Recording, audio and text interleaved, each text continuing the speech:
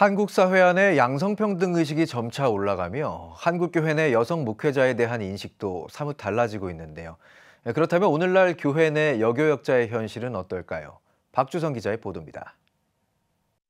한국교회 최초의 여성 목사 안수는 1955년 기독교 대한 감리회에서 시작됐습니다.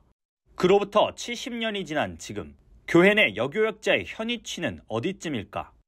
지난 21일 목회데이터 연구소가 개최한 제3차 목회데이터 포럼에선 목회자의 시선으로 바라본 여교역자에 대한 인식을 살폈습니다. 교단에 관계없이 전국의 담임 목사와 부목사, 여전도사 600여 명을 대상으로 비교 분석한 조사 결과입니다. 여성 목회자에 대한 인식 수준을 파악하기 위해 여교역자가 불평등을 느꼈을 법한 질문 9개를 설문에 참여한 목회자들에게 던졌습니다. 이 중 성별과 직분별 인식의 차이가 가장 컸습니다. 남성과 여성 목회자에게 물었는데 실제적인 인식 차이의 기준인 10%를 넘는 항목이 9개 중 무려 7개에 달했습니다.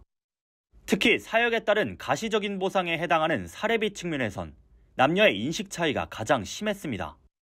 같은 사역을 해도 남성에 비해 여성 목회자가 더 적은 사례비를 받는다는 질문에 여성은 73%가 동의한 반면 남성은 35%만이 동의하며 40% 가까이 인식 차이를 보였습니다. 이는 직분별 조사에서 더 구체적으로 드러났습니다. 여성 전도사보다 교회의 대표성을 띠는 담임 목사와 부목사가 여성 목회자가 느끼는 불평등에 대체적으로 공감하지 못한다는 것이 이번 조사 연구진들의 설명입니다. 여성 전도사들의 어떤 차별 인식이 크게 나타난 것을 볼 수가 있습니다. 교회 전체적으로 이렇게 보는 그런 담임 목사님의 관점에서는 이 부분에 대해서는 어떻게 표현하자면 조금은 좀 둔감하게 볼 수 있는 부분도 있을 것 같고요.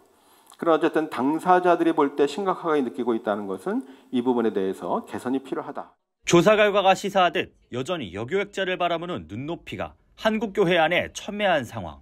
이렇다 보니 아직까지 일부 교단은 여성 목사 안수 허용은 물론 여교역자의 전반적인 처우 개선에 대한 논의가 미진한 현실입니다. 그렇다면 이 현실을 타개하기 위한 방안은 무엇일까? 발제를 맡은 정재영 교수는 무엇보다 남녀 불평등 문제를 개선해야 한다며 이를 위해 남성 목회자와 성도들의 의식 전환을 우선해야 한다고 제언했습니다.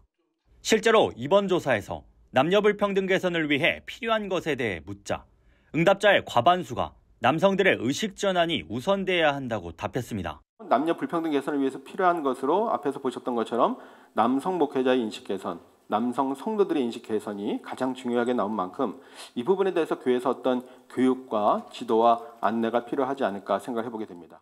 우리나라의 전통적인 유교 문화와 함께 여자는 교회에서 잠잠하라와 같은 성경 말씀이 맞물리며 남성 중심적 사고와 성별에 따른 사역 분담이 교회 안에선 여전합니다.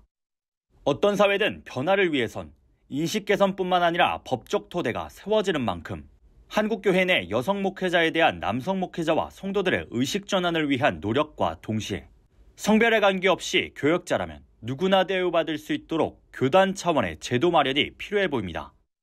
CTS 뉴스 박주성입니다.